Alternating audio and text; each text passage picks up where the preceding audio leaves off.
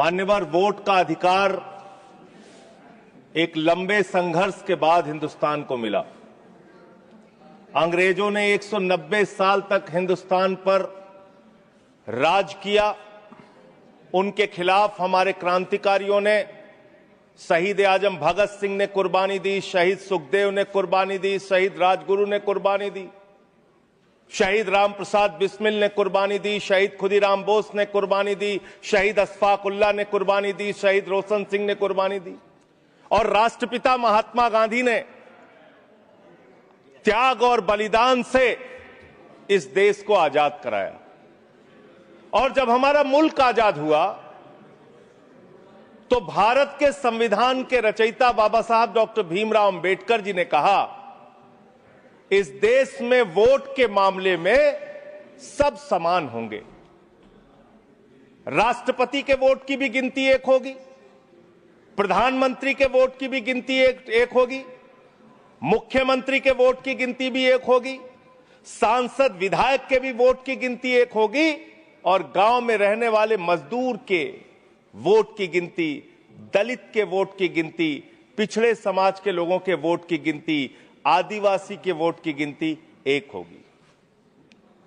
आज एसआईआर के जरिए ये जो चर्चा पूरे देश में एक खौफ का माहौल बना हुआ है, क्या वास्तव में एसआईआर के जरिए आप मतदाता सूची को साफ करना चाहते हैं या वोटर को ही साफ करना चाहते हैं?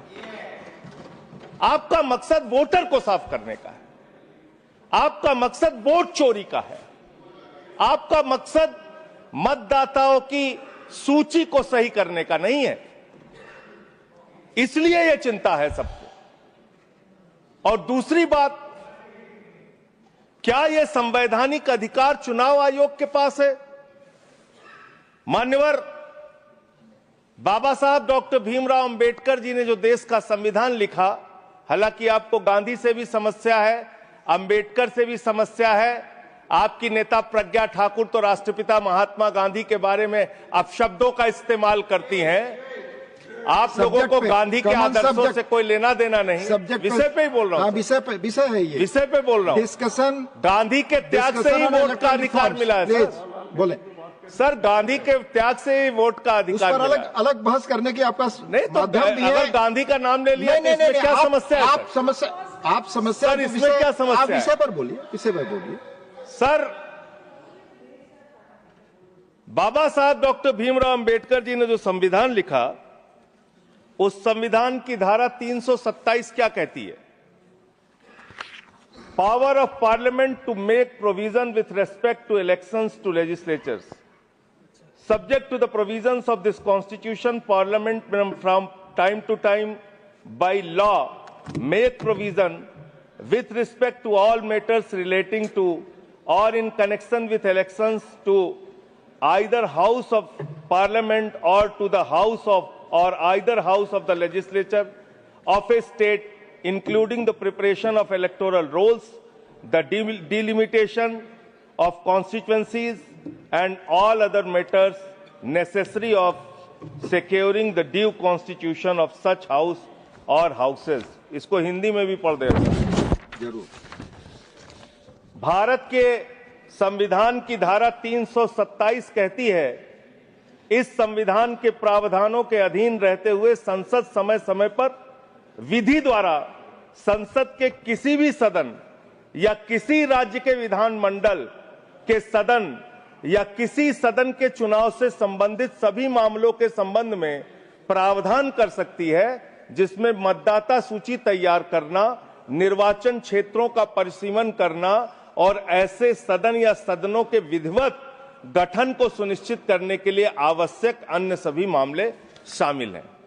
यानी कि चुनाव के मतदाता सूची बनाने से लेकर, परिसीमन करने से लेकर चुनाव संपन्न कराने तक का जो अधिकार चुनाव आयोग को मिलता है, वो धारा 327 के तहत मिलता है, संविधान के तहत मिलता है। उसी के तहत चुनाव आयोग काम करेगा।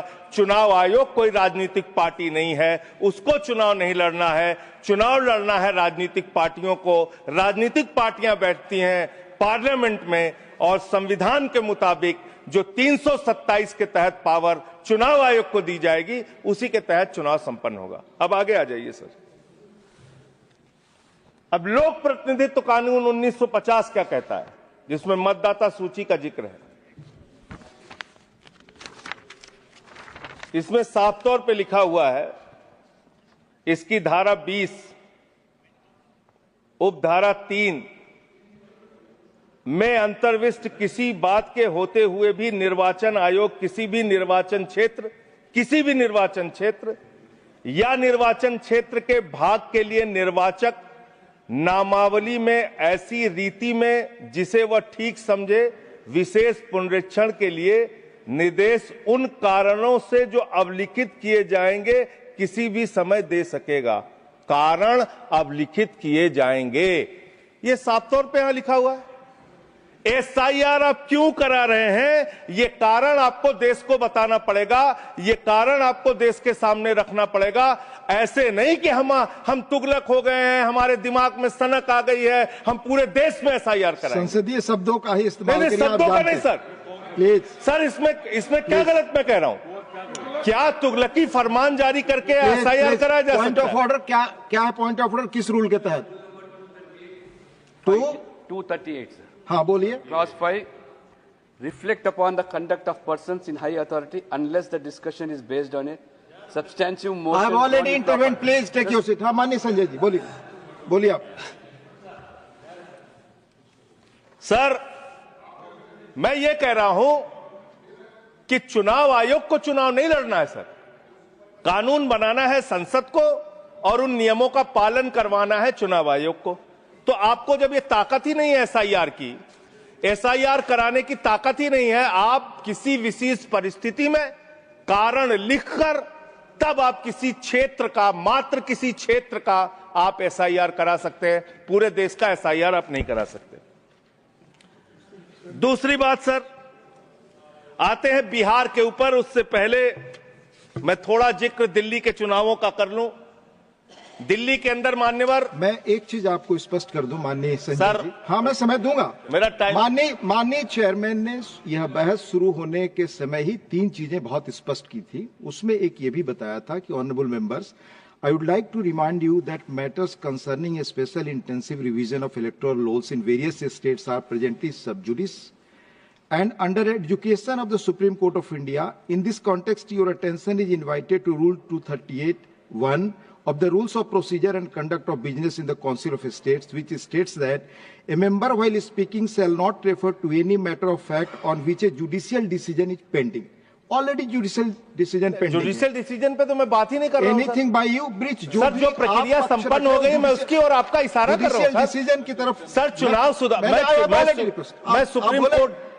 मैं सुप्रीम कोर्ट के बारे में कोई बात ही नहीं कर रहा हूं sir. You are discussing SIR, मैं तो सिर्फ प्रोसेस के बारे में बात कर रहा हूं। मैंने आपको बता दिया, प्लीज आप बोले। सर,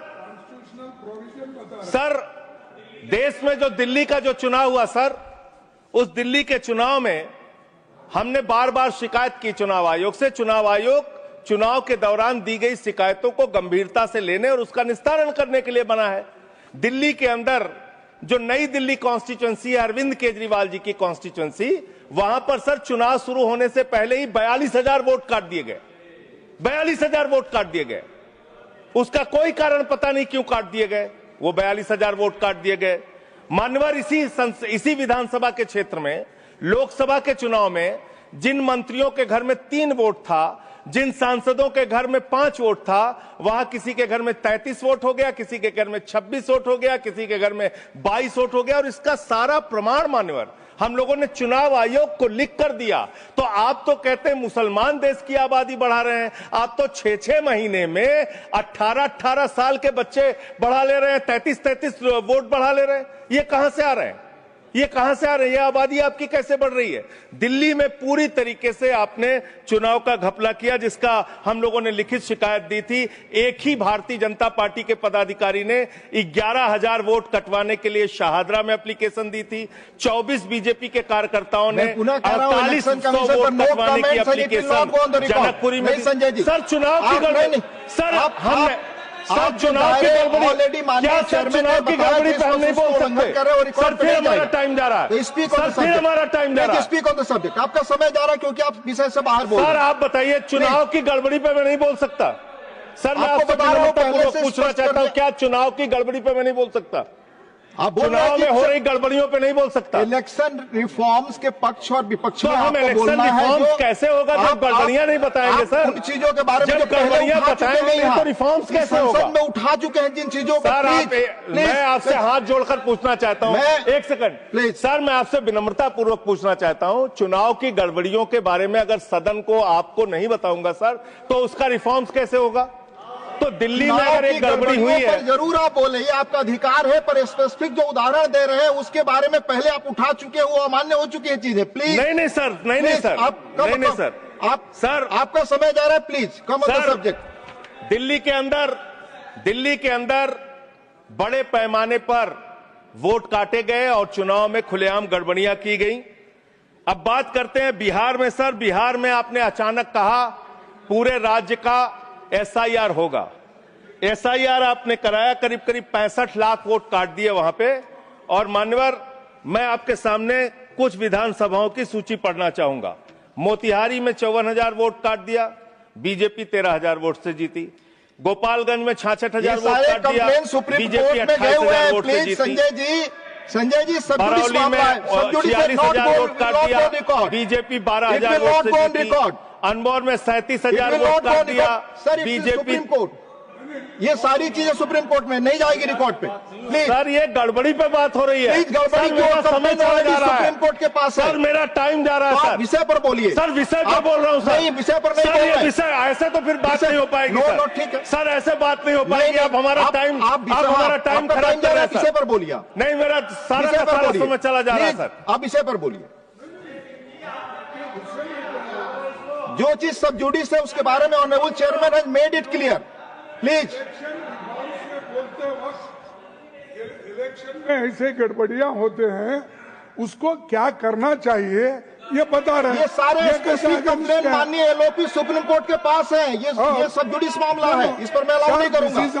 ऑलरेडी चेयरमैन ने कहा। माननीय संजय सिंह, आपका समय जा रहा है। आप माननीय सर, आप बोलने ही नहीं दे रहे हैं। फिर ऐसे बोलने नहीं दे रहे हैं आप कानून। सर चुनाव की गड़बड़ियों के बारे में नहीं बोलेंगे? आप संवैधानिक मर्यादा, चुनाव की गड़बड़ियों के बारे में नहीं बोलेंगे? चेयर पर आरोप करेंगे, ये आपको फ्रीडम है। आप कुछ भी कह सकते हैं नियम कायदे के बाहर जाकर के। ठीक है सर। दूसरी बात सर, प्लीज, EVM का इस्तेमाल देश के अंदर शुरू हुआ। प्लीज। और जब EVM का इस्तेमाल शुरू हुआ अपनी जगह बैठे, तो देश में तमाम बहस शुरू हुई। और EVM के ऊपर सबसे पहला किसी ने सवाल उठाया तो उस व्यक्ति का नाम है GVL नरसिम्हा। उन्होंने बाकायदा किताब लिखी है कि लोकतंत्र के ऊपर खतरा है ये EVM। और उसके बारे में लाल कृष्ण आडवाणी जी ने उनकी किताब के प्रशंसा करते हुए और EVM पे सवाल होते हुए, अब इस पे भी समस्या है, इस पे भी। तो उस पे पूरा EVM के ऊपर सबसे पहले इन लोगों ने सवाल उठाया। EVM किन किन देशों में था और कहां कहां बैन हो गया, मैं पढ़ के बता दे रहा हूं। जिन जिन देशों में बैन हो गया, जर्मनी में, नीदरलैंड में, आयरलैंड में, UK में, फ्रांस में, पुर्तगाल में, इटली में, ऑस्ट्रेलिया में, नॉर्वे में, कनाडा में, बेल्जियम में, साउथ कोरिया में, इन तमाम देशों में EVM था। EVM बंद हो गया। लेकिन मुझे एक मन में शंका होती है जो आपके माध्यम से उधर बैठे हुए लोगों से पूछना चाहता हूं। प्रधानमंत्री जी का आप बहुत गुणगान करते हैं। आप कहते हैं प्रधानमंत्री जी बहुत लोकप्रिय हैं, प्रधानमंत्री जी की लोकप्रियता चमक रही है, वो महामानव हैं, विश्व गुरु हैं। तो ये कौन सी लोकप्रियता है प्रधानमंत्री जी की कि भाई प्रधानमंत्री जी की कौन सी लोकप्रियता है कि EVM से चुनाव कराएंगे तो लोकप्रियता कायम रहेगी, बैलेट से चुनाव कराएंगे तो लोकप्रियता खत्म हो जाएगी? अरे भैया, दोनों में अगर लोकप्रियता कायम है तो बैलेट से चुनाव करा लो, उसमें भी पता चल जाएगा कितने लोकप्रिय है प्रधानमंत्री जी, कितनी लोकप्रिय है भारतीय जनता पार्टी, कितने लोकप्रिय हैं आप लोग, ये आपको पता चल जाएगा। दूसरी बात मान्यवर, दूसरी बात, आपने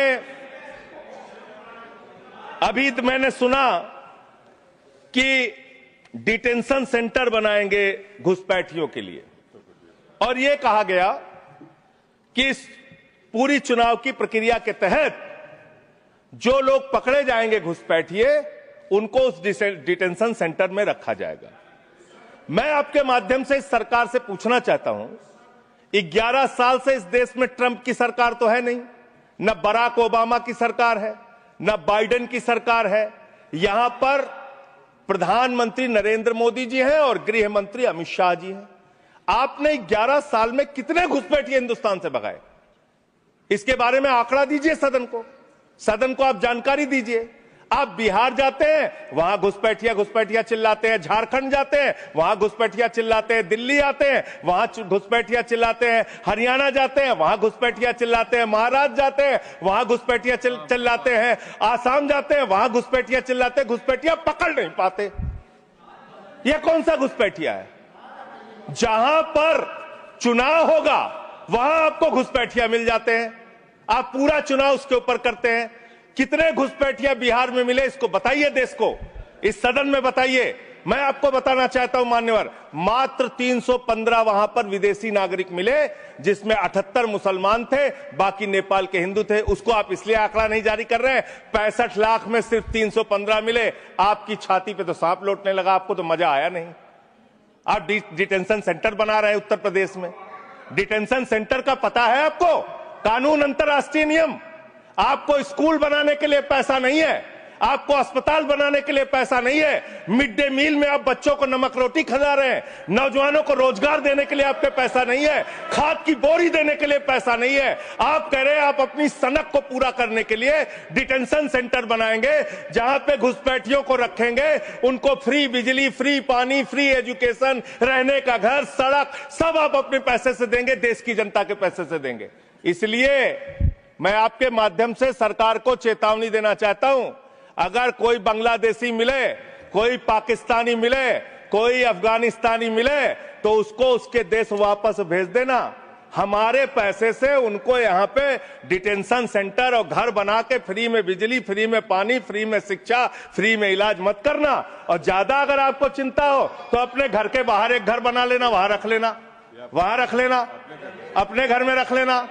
हम लोगों का पैसा मत बर्बाद करो अपनी सनक के चक्कर में, अपने सनक के चक्कर में।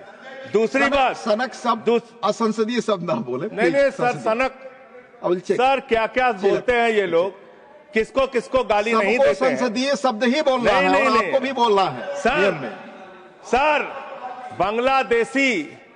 बांग्लादेशी घुसपैठिया की ये लोग बात कर रहे हैं। लश्कर तोयबा का आतंकवादी, इनके माइनॉरिटी मोर्चा का अध्यक्ष था जम्मू कश्मीर में। लश्कर तोयबा का सब्जेक्ट पर तालिब हुसैन, सब्जेक्ट पर दैट विल सर सब्जेक्ट है, ये डिस्कशन सब्जेक्ट है सर। लश्कर तोयबा के आतंकवादियों को अपनी पार्टी में आप रखते हो, लश्कर तोयबा के आतंकवादियों को अपनी पार्टी में रखते हो, लश्कर तैयबा के आतंकवादियों को अपनी पार्टी में रखते हो, आतंकवादियों को अपनी पार्टी में रखते हो। आप यहाँ पे खाली देश का माहौल बिगाड़ना चाहते हो। मान्यवर, अभी उत्तर प्रदेश में चल रहा है SIR। उत्तर प्रदेश में अभी हमारी मीटिंग हुई वहां के मुख्य निर्वाचन अधिकारी से, वो कह रहे हैं 18% वोट काटे जाएंगे, करीब करीब 3 करोड़ वोट हमारे प्रदेश में काटे जाएंगे। और कैसे काटे जा रहे हैं? प्लीज संजय जी आप इधर बोलिए, चेयर की तरफ। क्या आप जानना चाहते हैं? आप आपस में बहस कराइए सर, उनको खड़ा कीजिए, सर उनको खड़ा कीजिए, बहस कराइए। आप बोले कोई चीज जानते। हमारी मीटिंग हुई सर, हमारी पार्टी के प्रतिनिधि गए, वहां कहा गया 18% वोट काटे जाएंगे। क्या इस सदन की चिंता नहीं होनी चाहिए? उत्तर प्रदेश में आप 3 करोड़ वोट काटेंगे, 3 करोड़ वोट काटेंगे। आपने रामपुर के अंदर एक 80 साल की बूढ़ी महिला, सर मैं मिलने गया, आपको दर्द बताना चाहता हूं, 80 साल की बूढ़ी महिला, बैठ जाइए बैठ जाइए बैठ जाइए, आप लोग फालतू बोलते रहते हो। पर ही बोले वही रिकॉर्ड पे लश्कर तैयबा के आतंकवादियों को अपनी पार्टी में रखते हो तुम लोग, कमेंट नहीं कर सकते। लश्कर तैयबा के आतंकवादियों को रखते हो अपनी पार्टी में। सर रामपुर में एक बूढ़ी महिला 80 साल की, उसका नाम है नूर जहां। सदन को उसकी चिंता सुननी चाहिए। उसने अपने 2 बेटे जो कुवैत में रहते हैं उनका फॉर्म भर दिया। उस 80 साल की बूढ़ी महिला नूर जहां के ऊपर मुकदमा हो गया सर, जबकि चुनाव आयोग का नियम कहता है कि अगर कोई आपका हिंदुस्तानी बच्चा विदेश में रहता है उसका भी मतदाता हिंदुस्तान में वो बन सकता है। मां ने फॉर्म भरा, आपने धन्यवाद संजय जी। अरे सर हमारी पार्टी मैंने में से, आपको टाइम इज ओवर। अरे हमारी पार्टी में से 1 आध मिनट ले लीजिए। ऑलरेडी मैंने सर, 1 मेरे मिनट पार्टी अधिक का समय है।